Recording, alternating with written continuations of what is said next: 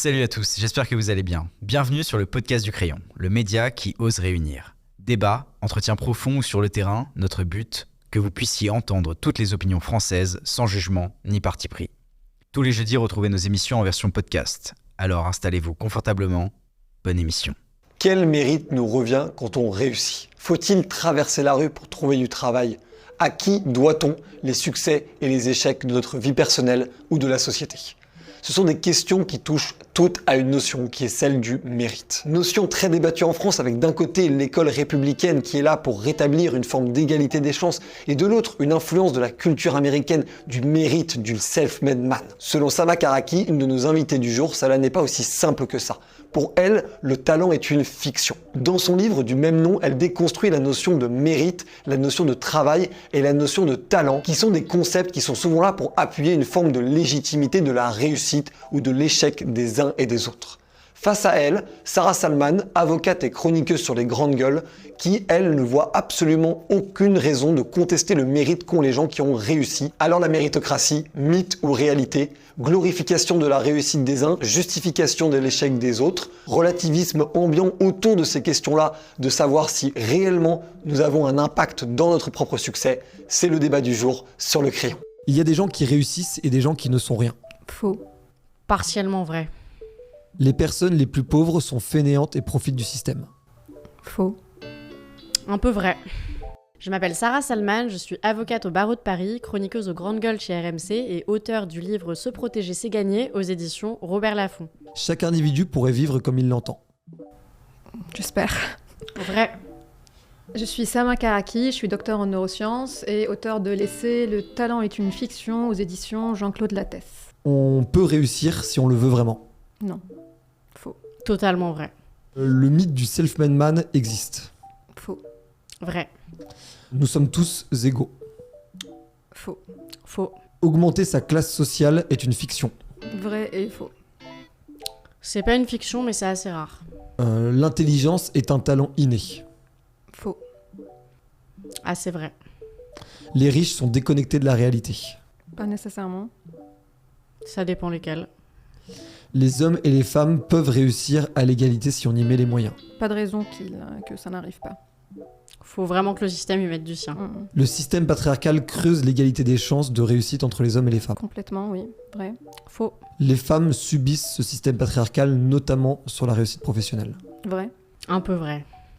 Les riches ont le mérite d'avoir réussi. Faux. Partiellement vrai, tout dépend comment ils ont obtenu leur argent. Ne pensez pas une seule seconde que si demain vous réussissez vos investissements ou votre start-up, la chose est faite. Non. Parce que vous aurez appris dans une gare.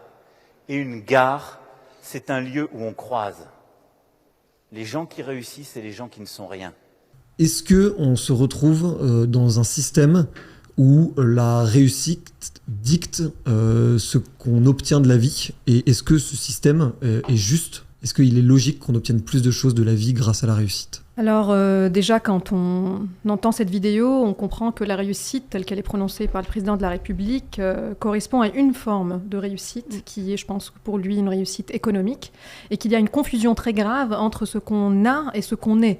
Et donc, quand il ne dit pas les gens qui n'ont rien, il dit les gens qui ne sont rien. Et donc, en fait, ce n'est pas juste ce qu'on obtient de par notre réussite, mais aussi ce qu'on est dans notre être. Donc il y a une confusion entre l'estime qu'on peut porter à un être humain dans sa complexité, et puis à l'évaluation qu'on peut mesurer sa richesse ou sa réussite, notamment scolaire ou professionnelle. Je pense qu'il oublie de préciser qu'il y a une dichotomie entre la réussite personnelle et professionnelle. Donc là où je vous rejoins, c'est qu'il parle uniquement de la réussite professionnelle et purement économique. Il y a quand même une petite dose de mépris et de condescendance quand on entend cet extrait, mais je comprends ce qu'il veut dire et je pense que quand on veut, on peut, et on peut s'élever économiquement. Tu penses pas que quand on veut, on peut ? Absolument pas, parce que... C'est qu'on l'a pas voulu assez alors. Non, c'est parce que avant de de vouloir, il faut avoir accès à cette volonté. Ça veut dire qu'il faut qu'on ait accès aux capitaux informationnels qui nous précisent d'ailleurs où on met cet effort. C'est-à-dire que cet effort, on le place dans un environnement qui nous présente en fait les voies, nous facilite l'accès aux voies. Donc le travail est nécessaire, mais il ne résume pas. Et cette volonté est nécessaire, mais elle ne peut pas, on ne peut pas réduire la trajectoire humaine à cette disposition individuelle. Parce qu'on est... D'ailleurs, on peut regarder des études à la fois sociologiques et à la fois neuroscientifiques qui nous montrent que les enfants, à partir de l'âge de 5-6 ans, sont déjà déterminés beaucoup plus que par leur potentiel d'origine à réussir ou pas dans les voies que le système finalement évalue comme étant les voies de valeur, de prestige, et donc selon ce que dit le président de la République, sur les voies d'entrepreneuriat et de réussite économique. Et donc, est-ce qu'un enfant de 5-6 ans n'a pas assez voulu ou ne va pas assez vouloir, ou est-ce que déjà on ne peut pas parler des moyens qui sont déjà à cet âge-là, et ça, il y a des sociologues comme Bernard Laïc qui travaillent sur sur la société, les privilèges de naissance ne sont pas très différents de l'aristocratie, la méritocratie, et donc une autre forme de tyrannie qui, cette fois par contre, légitime les inégalités sociales en y renvoyant à l'individu, à son effort et à sa volonté, mais en fait c'est toujours les conditions d'origine qui déterminent beaucoup plus notre position d'art à l'arrivée. En fait, vous mettez le déterminisme au cœur de votre réflexion. Ça veut dire qu'en fonction de où on est, ça va déterminer toute notre vie. Donc ce que vous appelez déterminisme, moi je l'appelle misérabilisme.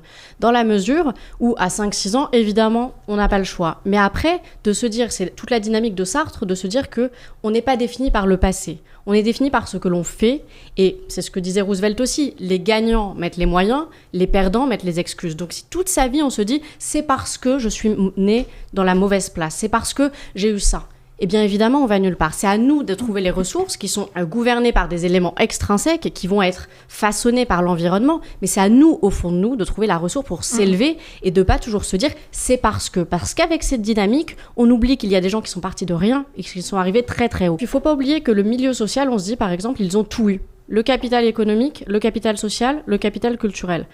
Eh bien, parfois, dans les familles les plus modestes, c'est là où on a la famille la plus aimante. Et ça vaut tout. Et ça, les gens ne le voient pas aussi. Donc, il y a ce que l'on voit et ce que l'on sait. Et c'est ça aussi qu'il faut prendre en considération, je crois. Alors, j'entends le terme misérabilisme et je vais le remplacer par réalisme. Ça veut dire que, et je ne vais pas citer Roosevelt, parce que pourquoi citer Roosevelt, c'est pas non parce plus que je l'aime penseur. beaucoup. Oui, voilà, mais c'est personnel. On va citer en fait l'ensemble d'états actuels de connaissances sur ce que font les inégalités à notre cerveau. Ça veut dire à ce cerveau sur lequel reposent nos compétences. Et en fait, la nourriture même que nous avons dans ce foyer, l'amour, d'ailleurs, que je rajoute à ces capitaux que nous n'avons pas d'une manière égale, le soutien, les capitales informationnelles, culturelles, sociales, économiques, l'espace que nous avons pour réviser nos cours, la profession de nos parents, bien sûr. Si on regarde un peu les chiffres en France, on voit que ça n'a pas trop bougé. Et donc, en fait, tout cela n'est pas un déterminisme fataliste. Tout cela a une étendue écrasante par rapport à ce que nous pouvons, en tant qu'individus, amener. Ça ne signifie pas qu'il n'y a pas de survivants. Mais ces survivants, en fait, on parle de biais de survivants quand on dit qu'il y a quelques personnes qui échappent à une condition et on considère que ces personnes-là vont, en fait, biaiser la représentativité du réel. C'est pas parce qu'il y en a qui arrivent des classes populaires qu'on va dire que la mobilité sociale existe. Et donc, ce n'est pas fataliste, et je tiens à le préciser, je ne dis pas qu'il n'est pas possible de contrer ces déterminismes. C'est justement, ça doit passer par une prise de conscience de la présence de ce déterminisme structurel qui nous permet, et l'histoire le montre, de nous organiser collectivement pour les soulever. Ça veut dire que quand les femmes, par exemple, se sont dit « Ah, mais il y a quelque chose qui fait que nous n'avons pas accès aux mêmes privilèges et aux mêmes rétributions sociales que les hommes », ce n'est pas une femme qui a dit « Je vais travailler de moi-même et je vais contrer mes déterminismes ». En fait, il y a eu une organisation collective qui a suivi cette prise de conscience. Et donc, en fait, le déterminisme n'est pas fataliste, il ne peut être démantelé que par une prise de conscience suivie d'une organisation collective. Alors, je suis assez d'accord sur la prise de conscience, mais ça montre que si certains, ce que vous appelez survivants, que je qualifierais de héros plus que de survivants, Non, mais quand on part de rien et qu'on arrive très haut, pour moi, ça force l'admiration. Donc, si certains ont réussi, l'idée, c'est de se dire qu'on peut tous y arriver. Moi, je pense qu'il faut voir le verre à moitié plein et pas à moitié vide. Si on regarde les statistiques des grandes écoles, bien sûr que vous avez raison. On regarde les professions des parents, on prend l'École nationale de l'administration. Effectivement, les enfants d'ouvriers, je crois que c'est moins de 5%, il me semble, pour ne pas dire moins de 1%. Donc là, vous avez raison. Mais plutôt que de voir les choses de façon négative en se disant « les chiffres sont là, tout est comme ça », je pense qu'il faut aller de l'avant et se dire oui, quand on veut, on peut. Et je vais vous dire, les classes modestes ont une chose en plus que n'ont pas les gens aisés, ils ont la rage de réussite. Et ça, je vais vous dire, c'est ce qui vous permet d'aller encore plus loin. Parce que si vous venez d'un milieu aisé, où vous avez eu aussi, je rajouterais, l'amour de vos parents, parce que vous pouvez venir d'un milieu aisé et en avoir beaucoup bavé, et ça, les gens ne le savent pas. Eh bien, vous avez la rage. Alors que si vous avez tout eu sur un plateau, mais pourquoi auriez-vous la rage, la dalle, pour vous bouger le matin ? Donc, ils ont aussi ça en plus. Et de dire qu'ils n'ont pas de réseau, il y a parfois dans les classes modestes une très très grande solidarité qu'il n'y a pas dans ce qu'on va dire, dans ce qu'on va qualifier la bourgeoisie. Je refuse toute essentialisation des classes populaires, qu'elles soient romantiques en les renvoyant à des solidarités, authenticité et rage, ou qu'elles soient négatives en disant qu'ils sont fainéants ou qu'ils sont corrompus. Et donc, en fait, je pense qu'il vaut plutôt analyser qu'est-ce qui rend les personnes ce qu'ils sont, plutôt que de dire qu'ils sont naturellement comme ça, et c'est ça qui fait... Et en fait, moi, je regarde les sociétés dans ces chiffres, et je vois que les gens se lèvent très tôt. Ils vont travailler pour des miettes parce que le prix de leur métier n'est pas valorisé par le système. Et donc, il faut aussi regarder et considérer que ce qui donne finalement la réussite aux personnes, c'est la loi du marché qui définit... En fait, je vois aussi beaucoup de gens de classe favorisée qui passent leur journée à travailler sur eux-mêmes et leur développement personnel, et je suis en train de me chercher. Et donc, cette notion de travail est complètement démunie de son sens parce qu'elle n'a rien à voir avec l'effort et elle n'a rien à voir finalement, est-ce qu'on fait des heures de la lenteur de tous les jours. Donc les corps usés des ouvriers, c'est un phénomène objectif qui nous montre que le travail dans le monde libéral dans lequel nous sommes n'a pas de valeur telle qu'on l'entend, parce que bien sûr je peux comprendre que le mérite, quand on le dit, ça a quand même un vocabulaire positif, c'est-à-dire que ça nous libère de la tyrannie des privilèges de naissance. Or, le travail aujourd'hui n'est pas corrélé à la réussite que j'obtiens. Et donc, je reviens juste à ces personnes qui échappent à leurs conditions. Ces personnes ne sont pas pour autant des self-made. Ils sont manigancés les circonstances de la vie autrement. Il y a des opportunités aussi qui leur permettent de s'en échapper. Et moi, je pense, quelle est la conséquence de la lecture de leur biographie ? Est-ce quelque chose qui fleurit autour de nous ? Ce n'est pas de dire aux autres « bouge-toi et traverse la rue et tu auras ce qu'il faut ». Par contre, de dire « ton passage, qu'est-ce qu'il nous apprend ?» Parce que ton passage, tu peux l'utiliser comme un témoignage des barrières qui en fait, ne permettent pas aux autres aussi d'avancer. Et donc, en fait, l'idée, ce n'est pas de célébrer ceux qui échappent au déterminisme, c'est plutôt de dire, mais levons-les, ces barrières. Moi, je ne suis pas du tout touchée par le romantisme des personnes, des rescapés, des personnes qui disent, en fait, gagné, ils sont des héros, ils ont gagné malgré les difficultés. Mais enlevons-les, ces difficultés. Plutôt qu'on soit dans la célébration des gens qui sautent comme ça des obstacles, en fait, c'est presque un phénomène sadique social, mais réfléchissons ces obstacles et faisons qu'est-ce que toutes les personnes, tout à l'heure on était toutes les deux d'accord sur le fait que tout le monde doit être dans la capacité de se réaliser telles qu'ils sont leurs aspirations. Donc, si on réfléchit la société comme un lieu où tout le monde a la possibilité de se réaliser, et après les fainéants, s'ils n'ont pas envie de le faire, ils ne le feront pas, ce serait un projet beaucoup plus réaliste et pas misérabiliste ni fataliste que je ferai dans ce sens. Alors, je vais rebondir sur les travaux qui ne sont pas assez payés. Là, on est tous d'accord que quand on a un SMIC pour payer les factures, c'est plus de la vie, c'est de la survie. Ça, je pense qu'on est tous d'accord. Mais ce qu'il y a derrière la réussite, souvent, il y a l'argent. Et l'argent, c'est pas juste... Je vais distinguer deux choses. L'argent qu'on a hérité, gagné au loto, et l'argent qu'on a gagné à la sueur de son front. C'est pas exactement la même chose. Qu'on a hérité, oui. Mais c'est pas... Dans ce cas-là, il y a la valeur pécuniaire et la valeur symbolique. Ce qu'il y a derrière l'argent, c'est la persévérance, la créativité. On ne devient pas riche en étant salarié à 2 000 €. À la fin, vous aurez peut-être 3 500 si vous avez été un bon soldat. Mais vous ne serez pas riche pour autant. On devient riche parce qu'on a pris des risques, parce qu'on a été audacieux. On devient riche Parce qu'on est sorti des sentiers battus et parce qu'on a pris des risques là où des gens n'ont pas voulu en prendre. On est sorti de sa zone de confort et de la sécurité. Donc oui, ça doit être récompensé parce qu'on parle des entrepreneurs qui ont réussi et pas de ceux qui ont échoué. Donc ça veut dire qu'on a fait preuve de créativité et que cette richesse est largement méritée.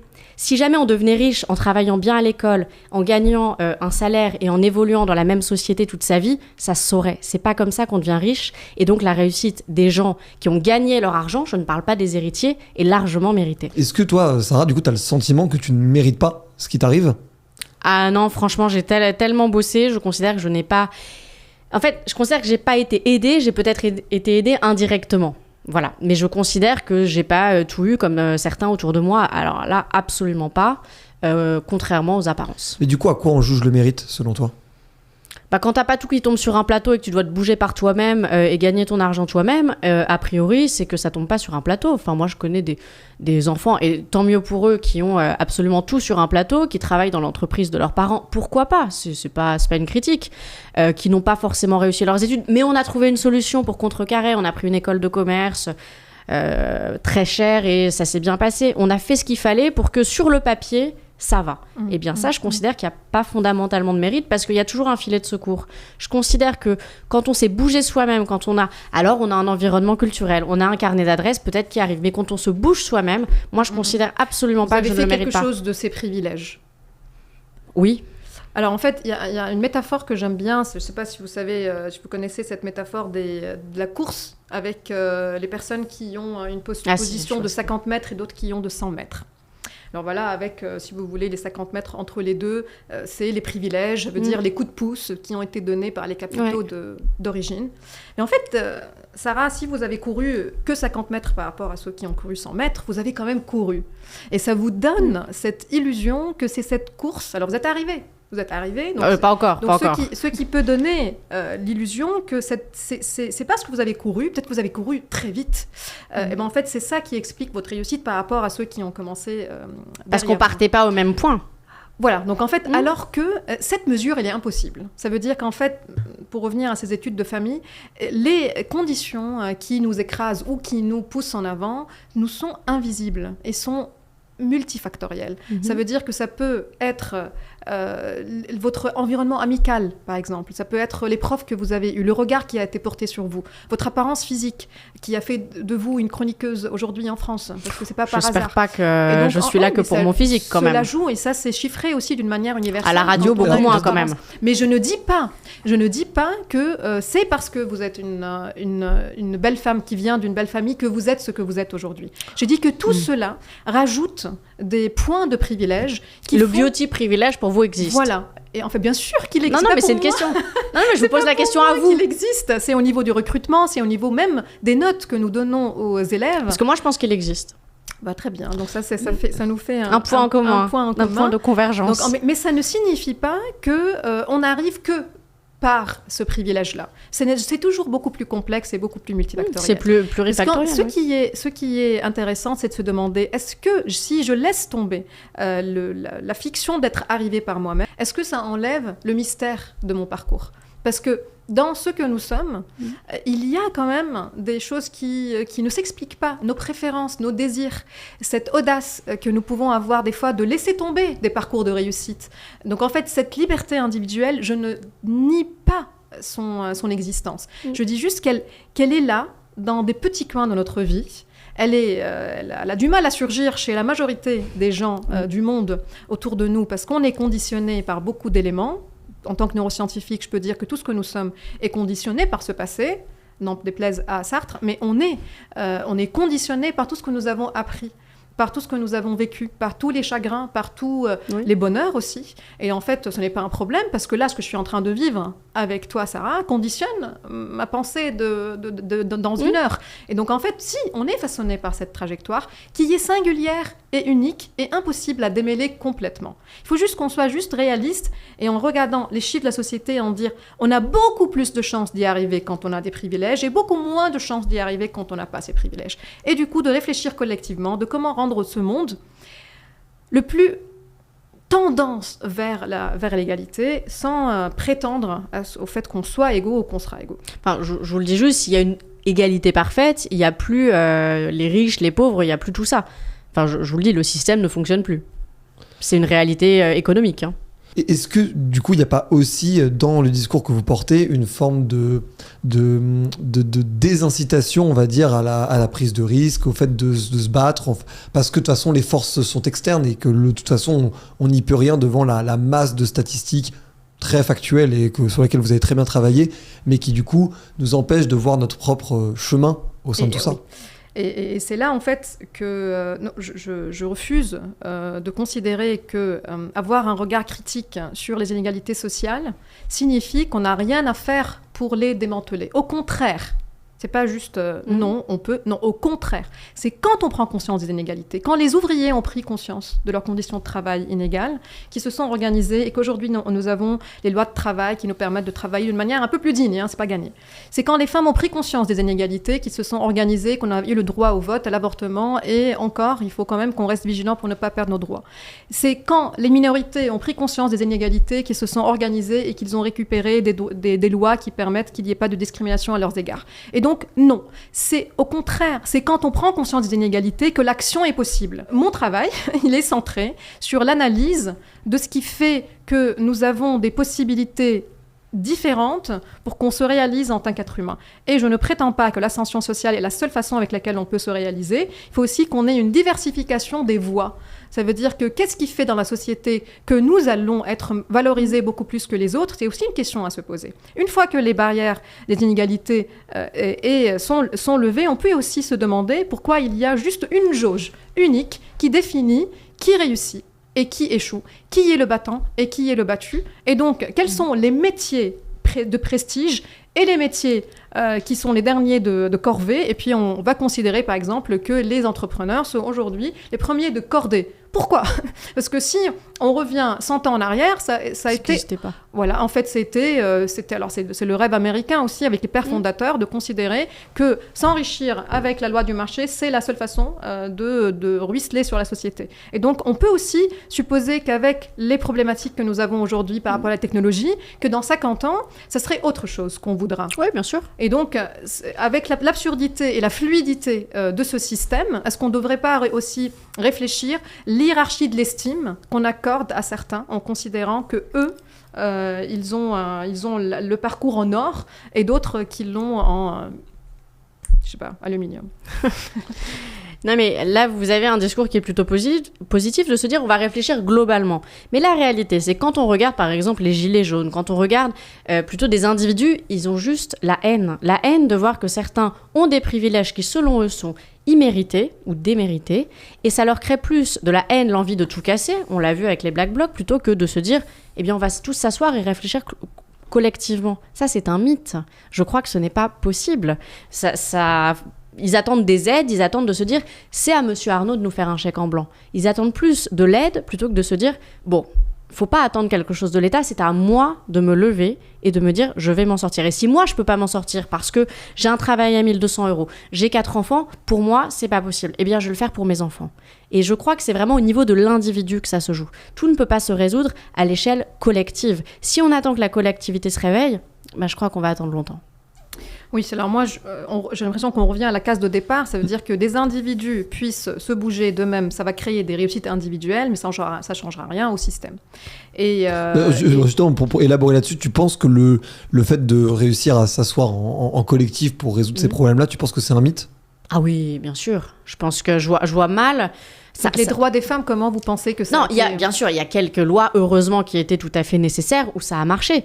Mais là, quand on regarde le pouvoir d'achat des Français qui gagnent le SMIC, je vois pas comment c'est possible. Les employeurs ne pourront pas payer plus, donc c'est tout le système qu'il faut revoir. Et comment vous pensez que vous avez aujourd'hui votre chômage, si vous voulez vous arrêter, votre congé maternité, si vous voulez le prendre, je pense que je le prends pas.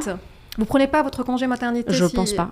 Vous pensez qu'une femme dont le corps il a subi l'accouchement d'un Après, c'est des choix enfant, personnels. Enfin, quand je dis je le prends pas, je prends 10 jours. Après, je peux pas prévoir, on le voit à l'instant T. Il y a des accouchements qui se passent bien, d'autres moins bien. Chaque femme est différente aussi.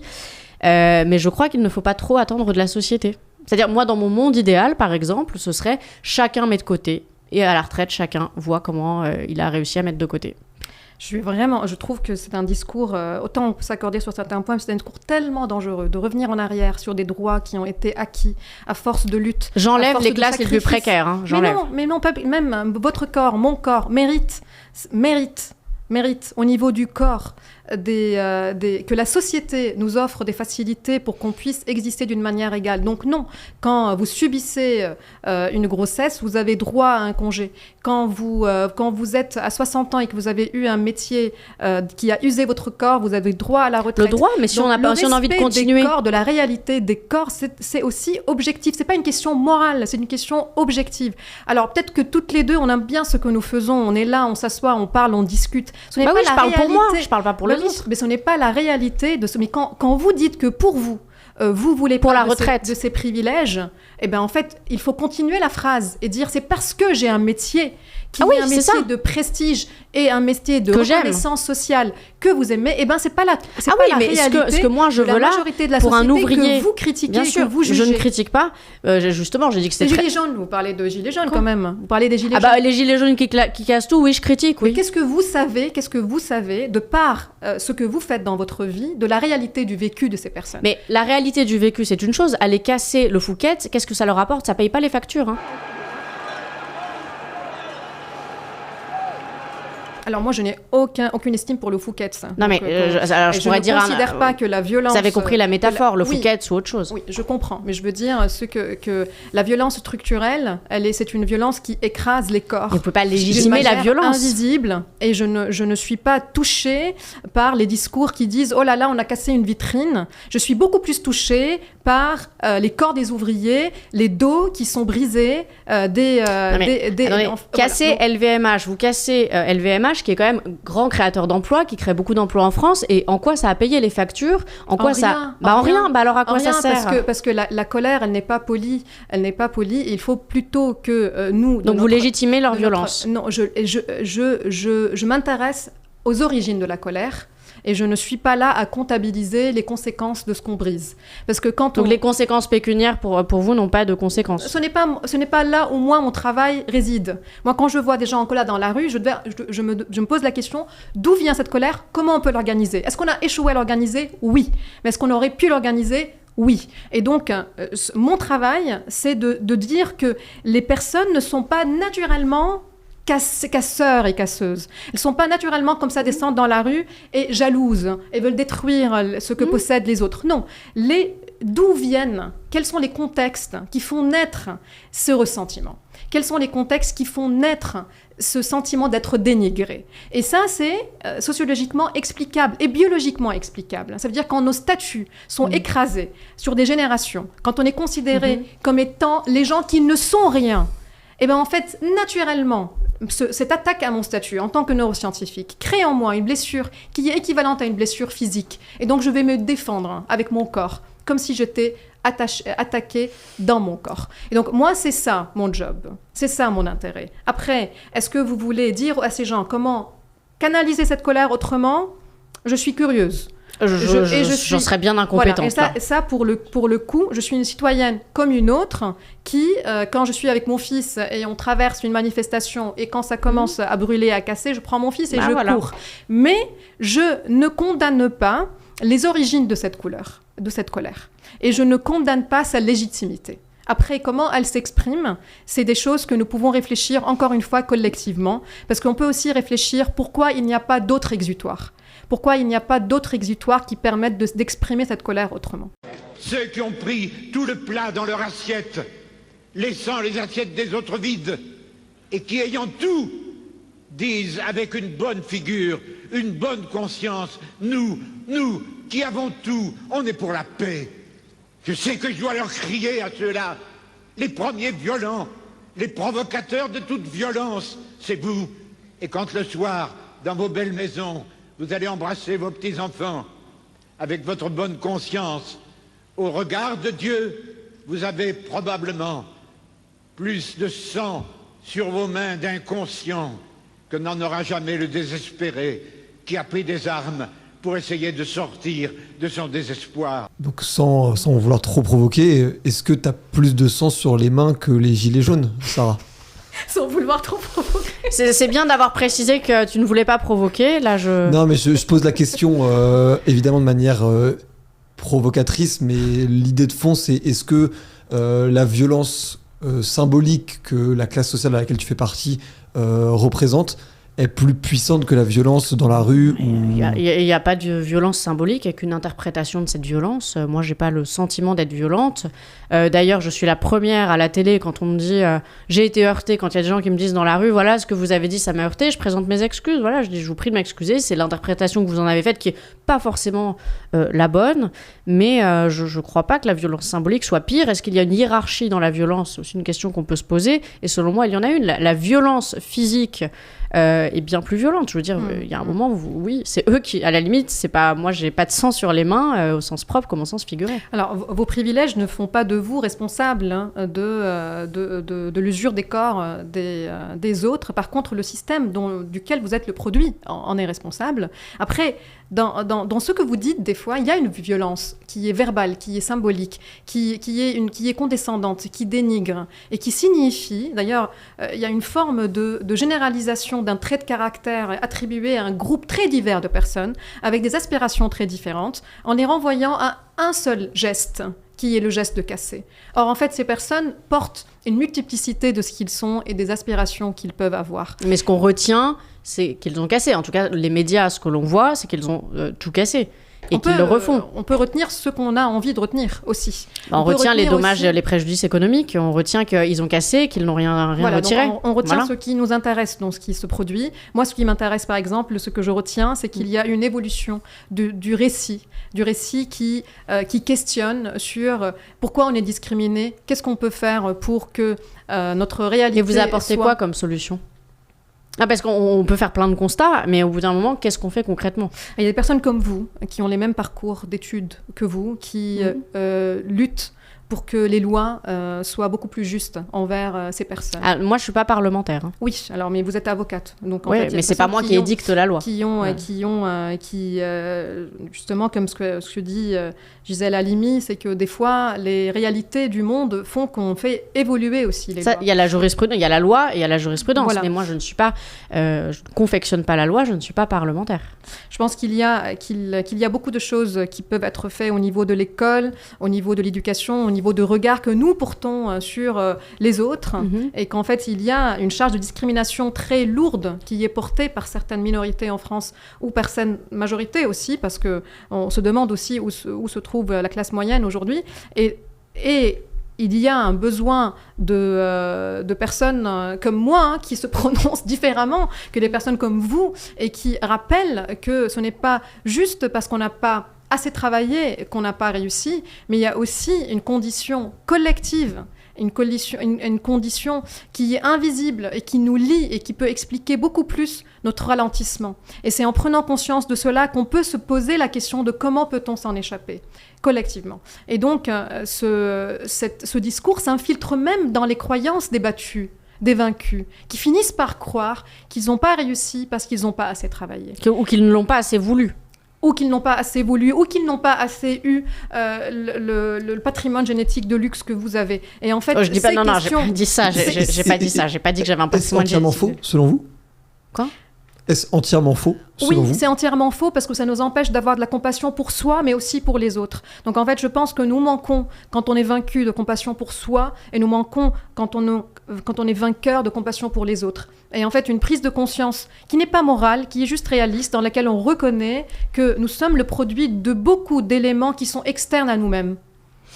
Et donc, dans ce cas, on arrête de nous prendre tellement au sérieux en tant qu'individu et de prendre notre trajectoire tellement au sérieux, comme si, en fait, il y a un public comme ça qui nous suit, qui nous applaudit. En fait, les parcours des personnes qui réussissent, mais à part vos parents, personne se fiche de ce qu'on fait comme réussite. Oh, mais parfois, même les parents s'en foutent, je vous rassure. Oui, voilà. Donc, on peut se passer de cette compétition sociale et on peut se demander comment peut-on réellement considérer autre chose que le mérite pour asseoir notre estime humaine, donc quelque chose qui est détaché de nos réalisations, de nos diplômes, parce que finalement le mérite finit par se résumer à cette même jauge unique qu'est les diplômes, qu'est le parcours scolaire, parce que le parcours scolaire, il est quand même la voie d'or pour nous amener au métier de prestige et finalement à la réussite économique qui va se confondre avec la réussite personnelle. Parce que justement, c'est ça aussi qui fait que le capital économique va venir se déverser sur les autres privilèges de la vie. Et donc, est-ce qu'on peut imaginer notre société dans laquelle il y a la possibilité que nos préférences ne soient pas toutes en train de se diriger, de se converger vers un même ruisseau qui est celui des classes préparatoires, des grandes écoles, des métiers de luxe, et d'imaginer un monde dans lequel notre singularité, notre diversité est respectée. Ce que vous dites est vrai actuellement, et encore était très vrai il y a 50 ans, mais actuellement, avant on pouvait dire ce que vous faites entre 17 et 25 ans, ça détermine votre vie parce que c'est là que vous passez vos diplômes. Si vous avez raté le coche, c'est fini. Ça, c'est ce qu'on pouvait dire avant. Maintenant, avec les nouvelles technologies, vous pouvez, et j'en connais, vous mettre sur votre téléphone et générer des centaines de milliers d'euros. Avoir un iPhone, alors il faut le payer, certes, mais il est vite rentabilisé. Je trouve qu'il n'y a plus trop d'excuses pour ne pas trouver comment faire, même sans diplôme. Parce que même sans diplôme, vous pouvez aller jusqu'au bac. Bon, après, vous pouvez pas, aussi ne pas y aller, pourquoi pas. Si vous n'arrivez pas à y aller ou si vous avez trop de difficultés, ça arrive. Mais avec les nouvelles technologies, vous avez tout un panel de nouveaux métiers qui n'existaient pas avant. Et avec ça, vous pouvez avoir 20 ans et générer énormément de revenus qui seront incertains, parce que dans 10 ans, on ne sait pas si ça existera toujours, mais vous pouvez réussir. Et ce n'était pas vrai il y a 50 ans. Mais vous continuez à confondre la réussite avec la réussite économique. Et d'ailleurs, quand vous gagnez des centaines sur votre téléphone, oui, vous le faites au détriment des autres. Il y a toujours quelqu'un qui s'appauvrit. Là, je prends l'exemple de TikTok. C'est l'application qui paye les personnes, les créateurs de contenu, par exemple. C'est pas une personne physique qui paye derrière. Et c'est basé sur l'exception, sur l'exclusion des autres qui n'y arrivent pas. Donc encore une fois, on retombe dans le biais des rescapés. Et non, on est dans l'espoir. Qui s'échappent. On est sur les modèles de réussite. Donc, moi, je veux pas donner de nom, mais j'ai des modèles de réussite. Et souvent, ces modèles-là, ce sont des personnes qui viennent de classes extrêmement modestes et qui ont réussi à très haut niveau. Et qui ont cette sensibilité, ce parcours qui force l'admiration. Et vous dites, non, j'ai pas d'admiration pour ces personnes. Vous êtes en train de laisser tomber l'école dans ce discours. Ça veut dire plutôt qu'on laisse tomber ce chantier magnifique dans lequel on peut négocier nos différences, dans lequel on peut apprendre à faire du lien avec les autres, qui est devenu d'ailleurs une fabrique de réussite économique. Et en fait, moi, je pense que la bataille se fait aussi au niveau de ce chantier, dans lequel aussi on peut commencer à considérer qu'on n'a pas besoin de cette réussite, reconnaissance sociale à travers les profils d'influenceurs, qu'on peut commencer à réfléchir que est-ce qu'on a besoin de tant d'argent, est-ce qu'on a besoin de faire le tour du monde, c'est la liberté pour considérer... Mais attendez, l'argent, c'est la liberté. C'est pas l'argent au sens pécuniaire. Non, parce que l'argent achète votre liberté. Je suis pas aussi l'experte de ce domaine, mais il y a beaucoup d'épidémiologues, il y a beaucoup de scientifiques qui travaillent sur le stress qui est généré par la richesse. Je pense qu'en fait, j'ai aussi de la compassion pour les gens qui s'enrichissent, parce qu'ils sont aussi dans une anxiété de performance, dans une peur de perdre les statuts. Et il y a beaucoup d'études qui vous démontrent que l'argent ne vous achète pas quoi que ce soit, ça achète bien-être, à partir d'un certain niveau dans lequel vous vivez dignement. Vous avez dit qu'il y avait un seuil au-delà duquel on était bien, on avait ce temps libre. C'est à peu près quel niveau? Il s'agit de 2 000 € par mois, de 5 000, de 10 000? Ça a été calculé aux États-Unis au niveau de 6 000 $ pour vivre super bien. Moi, je pense que ça va correspondre pour chaque société à une somme qui permet de bien manger, avoir des conditions salubres de vie. On n'a pas besoin de nous déplacer avec l'avion parce qu'au bout d'un moment aussi, ça ne correspond plus aux limites, de la planète. Mais si on a envie de voir le tour du monde par curiosité, pour découvrir le monde et s'ouvrir l'esprit. Oui, j'espère que ça ne sera pas le rêve de la génération qui arrivera avant. J'espère que la génération qui va dire que le tourisme, c'était vraiment n'importe quoi. Mais attendez, on a quand même le droit. Attendez, on a le droit d'aller. C'est agréable de voyager. Vous voyagez, vous voyez plein de choses que si on reste toujours dans la même ville, c'est mauvais pour la créativité, pour l'ouverture d'esprit. C'est intéressant de se déplacer, de voir de nouvelles cultures. Les personnes qui voyagent beaucoup, c'est pas les personnes les plus ouvertes d'esprit. Mais ça dépend ce que vous faites pendant vos vacances, mais oui, très bien. Donc en fait, je pense que il faut aussi le minimalisme et de vivre, de se contenter du moins possible. Oui. Je considère que c'est après c'est ma définition. La société nous a en fait réduit à des personnes qui consomment, à des personnes qui croient que par la consommation on a de la valeur sociale et on a de notre propre estime de nous-mêmes. Il est réduit à cette consommation. De un, un, ce n'est pas vrai. Mais c'est pas vrai pour vous. Psychologiquement. De deux, ce n'est plus possible parce qu'on doit changer nos modes de consommation. Mais c'est pas là, on on doit. rentre dans un Non, discours mais c'est un autre débat. presque de climato-scepticisme, j'ai l'impression. Donc en fait, mais je suis pas du tout climato-sceptique, c'est que chacun est encore libre de prendre un avion pour aller visiter les États-Unis. Encore. Et j'espère que ça donc pour vous, faut plus voyager. Dans 30 ans, faudrait plus voyager.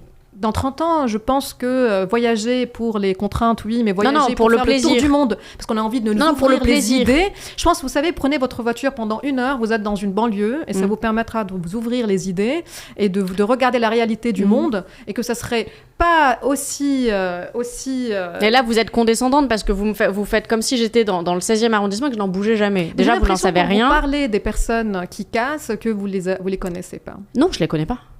Personnes qui cassent dans la rue. Donc en fait, je les connais pas personnellement. Ça nous semble très exotique d'aller nous balader dans des rues en Inde, mais par contre de prendre 1h30 pour aller voir la réalité de ce que vivent ces personnes que vous jugez. Là, on est sur le voyage et le plaisir.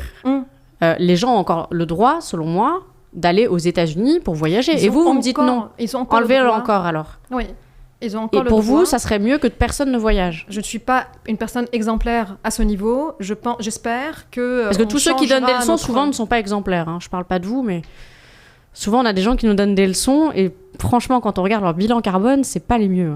Donc, en fait, du coup, je représente la réalité de la capacité que nous aurons dans les années à venir à avoir des désirs et des aspirations de faire le tour du monde pour le plaisir et d'être des digital nomades et toutes ces idées qui, en fait, nuisent énormément à tout espoir de sauver ce qu'il reste à sauver. C'est un discours très pessimiste que vous allez appeler réaliste.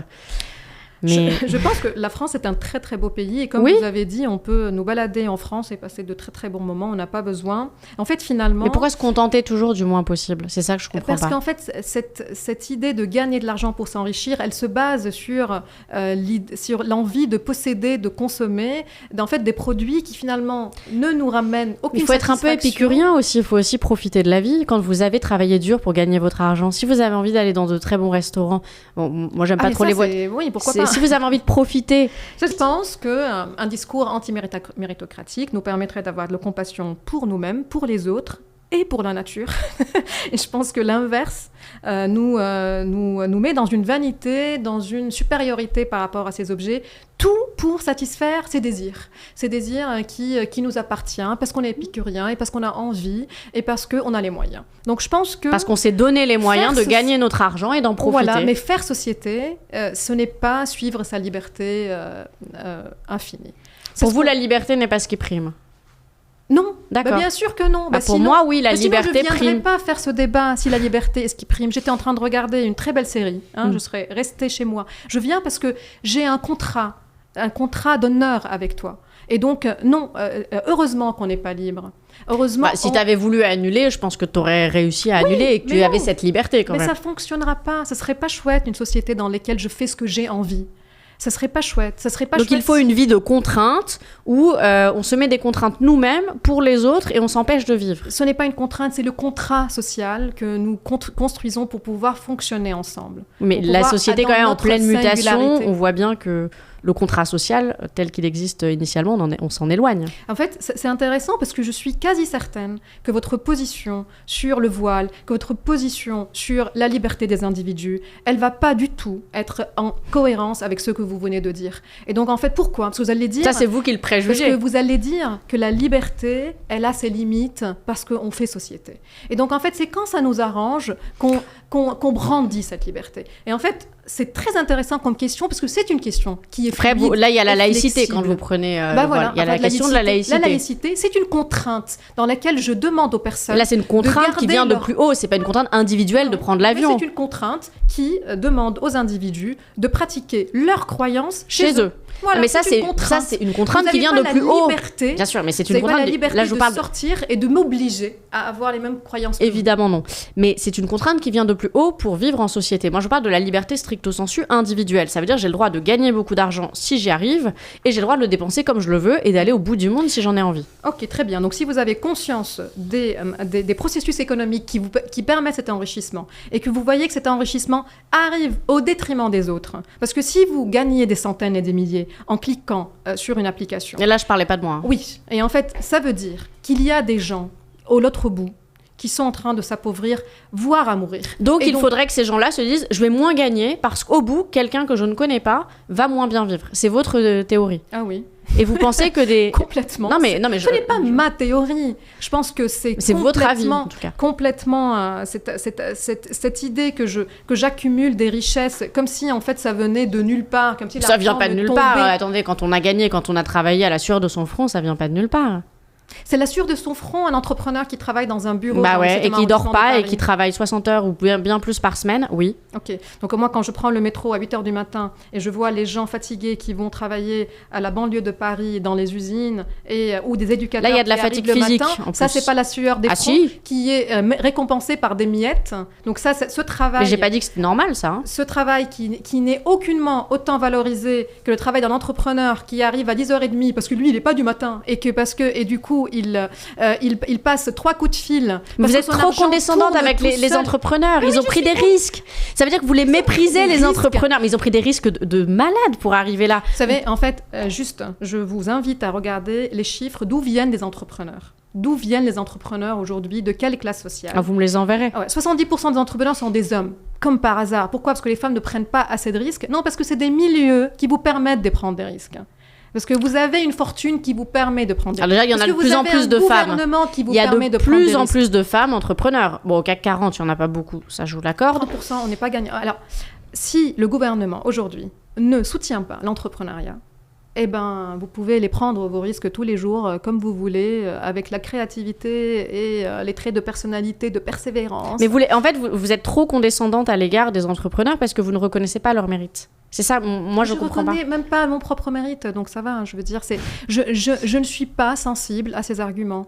Je ne suis pas sensible à la valorisation des traits de personnalité des personnes. Ça concerne leurs proches. Je veux dire que pourquoi je dois ériger des statuts pour les gens qui s'enrichissent? Je ne comprends pas. Même ériger des statuts pour les personnes qui sortent de leur classe sociale. Tant mieux pour vous, qu'est-ce que vous voulez? Je veux dire qu'une des personnes qui arrive au bout de l'Everest, je veux dire, la montagne, ils s'en fichent complètement, et moi aussi. Et donc, chacun suit ses parcours, suit ses préférences, suit ses désirs. Vraisemblablement, ces gens, ils le font pour eux-mêmes, n'est-ce pas? Bah oui. En fait, du coup, vous le faites pas pour moi, donc n'attendez pas à ce que je vous applaudisse. Alors, par contre, que des personnes célèbrent leur enrichissement sans aucune conscience de ce que cet enrichissement coûte aux autres, je trouve ça, moi, une victoire qui n'est pas méritée. Dans le sens que je veux bien, en fait, que je dise « j'ai travaillé dans mon jardin j'ai pas dormi et j'ai parlé aux plantes et au bout d'un moment, j'ai eu des tomates plus bonnes que tes tomates », oui, ça c'est le travail. D'accord. Mais par contre, que quelqu'un qui profite d'une loi, d'une contingence historique, économique, qui permet que ce capital soit multiplié par 1000, par 10 000, par rapport à d'autres types de travail, en fait, je dis, admettons que le monde est comme ça. Admettons que le monde est comme ça. Plutôt qu'on soit dans une fiction. Est-ce qu'un gagnant de cette loi du marché veut lui-même se jeter des fleurs? Qu'il le fasse. Par contre, ça ne serait pas moi qui va le faire pour lui. Et donc, c'est ça que je trouve quand même des fois absurde, c'est que ce sont quand même, la loi du marché, elle est claire pour tout le monde. Pourquoi? Non, il y en a qui ne la comprennent pas. Ah ben voilà, donc je comprends que vous la comprenez. Alors je me dis, mais comment c'est possible de voir comment ces personnes s'enrichissent et continuer à les considérer comme des héros? Mais je trouve ça d'une naïveté. C'est pas naïf, c'est que vous, selon vous, de ce que je comprends de ce que vous dites, un entrepreneur a réussi grâce à des éléments externes et quelqu'un qui souffre de sa situation, c'est parce que le système est mal fait. C'est aussi la compréhension du système qui permet de voir comment s'en extirper et comment l'optimiser au maximum. Ça veut dire qu'on peut pas se dire « oui, mais la loi est comme ça ». Bon, très bien, la loi est comme ça, eh bien on va s'en accommoder et faire en sorte d'en tirer le maximum de profit. Est-ce qu'il n'y a pas une question aussi du l'argent, et qu'on le veuille ou non, reste la monnaie, le moyen de transfert de valeur absolument universel et probablement la langue la mieux parlée dans le monde, bien tristement. Est-ce qu'il n'y a pas aussi un discours derrière qui sous-tend, qui est il ne faudrait pas aspirer à cet argent, et c'est ce que tu veux nous dire, Sama? Alors, je ne sais pas si je peux dicter les préférences des gens. Non, mais en tout cas, ce que tu inciterais pour la société, quoi.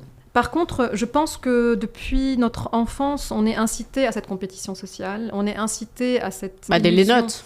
Voilà, déjà les notes, l'hiérarchie, l'exclusion, qui est basée aussi sur l'exclusion, parce que celui qui gagne donc signifie qu'il y en a qui perdent. Il y a aussi cette illusion que la richesse peut nous garantir en fait nos besoins psychologiques primordiaux. Et donc, ce n'est pas depuis toujours que ça a été comme ça. Donc aussi, cette réalité-là, elle peut changer. Pour vous, ça s'est aggravé ou arrangé ? Ça s'est aggravé D'accord. avec le système néolibéral qui rend l'argent comme objectif et pas comme moyen. Après, libre à vous de déterminer vos objectifs, vous voyez ? Alors en fait, du coup, pour ne pas être aussi radical comme je peux l'être, disons qu'on peut avoir une variété d'aspirations et que la société laisse place à une variété d'aspirations. Sauf que l'aspiration de la richesse rend impossible que les autres aspirations existent. Et donc, avoir le capital économique aujourd'hui permet d'avoir le capital temps, permet d'avoir le capital culturel, permet d'avoir le capital social. Qu'en fait, quand j'entends des gens qui disent « Mais non, vous pouvez aussi vous réaliser en étant musicien ». Non, en fait. C'est plus difficile. Donc, en fait, oui, voilà, parce qu'il faut avoir le capital économique qui vient permettre la prise de risque de tenter des métiers. Oui, quand on entend Laurent Wauquiez qui dit les métiers de prestige et puis les métiers fantaisistes, qui sont les métiers d'art et de... Donc, en fait, il y a aussi une hiérarchie de ce qu'on considère comme étant les vraies trajectoires. Les vraies trajectoires qui permettent de générer l'argent, et puis les autres aspirations, qui peuvent être des aspirations qui sont détachées d'une ascension sociale, mais qui continuent à maintenir le besoin de dignité humaine. Ça veut dire que moi je peux vouloir continuer à être institutrice ou instituteur, sachant que je vais gagner très peu par rapport à ce que je fournis. Je pense que c'est 30 centimes par rapport d'heure, par rapport aux 10 000, je ne sais pas dire n'importe quoi des chiffres, c'est des calculs qui font que le prix de l'heure de l'instituteur... Le taux horaire. Voilà, par rapport à un avocat ou par rapport à un consultant est juste minimal. Et donc, en fait, il faut aussi qu'on réfléchisse que ce qu'on considère comme étant quelque chose qui a de la valeur pour la société. Et je ne dis pas qu'il faut réfléchir une autre hiérarchie dans laquelle on met les métiers de soins, etc. Non, dans laquelle on considère que ce que je fais n'est pas ce que je suis. Oui, la confusion être et avoir. Donc on revient à la première vidéo. Finalement. Voilà, et donc je pense que c'est quelque chose qui peut être aussi nourri par l'école. Donc c'est l'école aujourd'hui, le lieu dans lequel les inégalités sont le plus creusées, et l'école peut être aussi le chantier dans lequel ces inégalités sont réfléchies d'une manière critique et négociées par la possibilité de la pensée critique déjà présente chez les enfants. Donc il faut qu'on arrête d'infantiliser les enfants en quelque sorte et de les considérer capables de comprendre comment fonctionne leur situation sociale et pas juste leur disposition. Bon, là, je suis plutôt en convergence avec vous, dans la mesure où c'est sûr que si vous voulez être musicien, pour faire le crash test et éventuellement être le seul qui réussit sur 10 000 personnes, parce qu'il y aura une réussite, il n'y en aura pas 500, c'est comme les jeunes filles qui veulent devenir mannequins ou actrices. Et j'ai pas de condescendance pour ces métiers-là, c'est simplement que économiquement, ça me paraît quasiment impossible de démarrer de zéro. Il faut avoir un socle financier pour pouvoir se lancer. Et vaut mieux avoir un carnet d'adresses bien fourni, sinon ça va être compliqué. Donc sur ce point-là, je te rejoins complètement. Et donc en fait, moi je cite et sur l'école aussi, un terme qu'on cite pas assez, c'est la solidarité.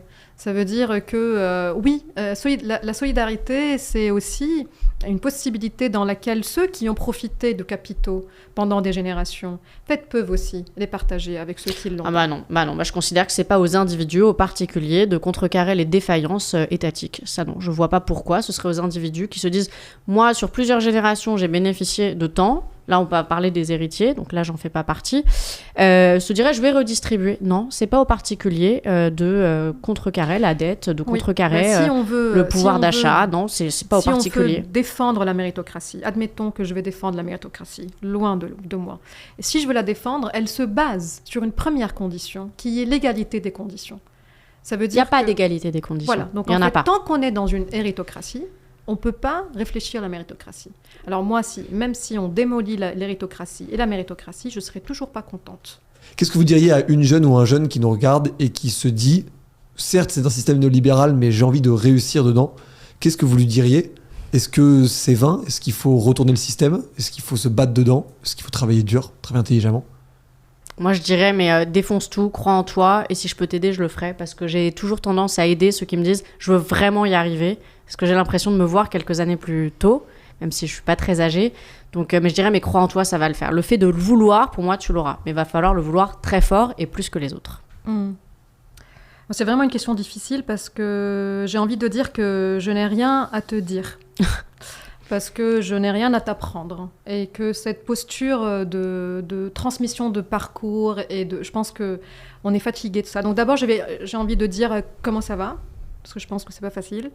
Et après, je vais dire si autour de toi, il y a des personnes qui s'organisent pour réfléchir le climat, pour réfléchir la justice autour de toi, pour réfléchir une autre éducation, vas-y, et j'espère que tu auras quelque chose à dire. Mais moi, étant quelqu'un d'origine arabe qui a eu un parcours très privilégié en France, je n'ai rien à t'apprendre. Alors, ce qui est vraiment très rafraîchissant avec Sarah, c'est qu'elle dit exactement sa pensée. Et donc, ça nous évite de perdre du temps dans l'hypocrisie. Et donc, ça nous permet d'avancer dans la pensée. Et je pense que je peux dire que ça a été très riche parce que justement, on n'a pas tenu des pincettes. Et donc, je sentais aussi qu'elle était en train de recevoir ce que je lui disais comme un produit brut qu'elle réfléchissait face à moi. Et donc ça, c'est très rafraîchissant aussi. Donc en fait, je pense qu'on a eu un vrai débat. Agréablement surprise parce que contrairement à Sama, j'avais fait quelques recherches Google. Je me suis dit, je vais débattre avec une gauchiste moralisatrice et finalement, pas du tout. J'ai trouvé qu'on avait pu débattre et que c'était hyper intéressant. C'est vraiment un échange qui m'a fait réfléchir et je vais faire même quelques recherches après. Donc j'ai trouvé que c'était très bienveillant. On n'était pas dans qui a raison, qui a tort, je t'attaque parce que tu ne penses pas comme moi. Parce que souvent, quand on fait des débats, on oublie le message, on s'attaque au messager en disant de toute façon, comme je veux tellement avoir raison, je veux prouver que c'est à cause de toi et non pas de ce que tu dis que c'est pas possible. Et là, j'ai trouvé que c'était bienveillant et hyper intéressant. J'espère que ce débat vous a intéressé et qu'il a permis de réfléchir sur des questions de mérite. Je compte sur vous pour lâcher un like, un petit commentaire et vous abonner. C'est la meilleure manière de soutenir notre travail et la chaîne. Beaucoup de gens nous regardent sans être abonnés. C'est quand même bien dommage parce que ça nous permettrait d'avoir encore plus de vues, encore plus d'impact et de pouvoir faire réfléchir très largement la société française. Ciao!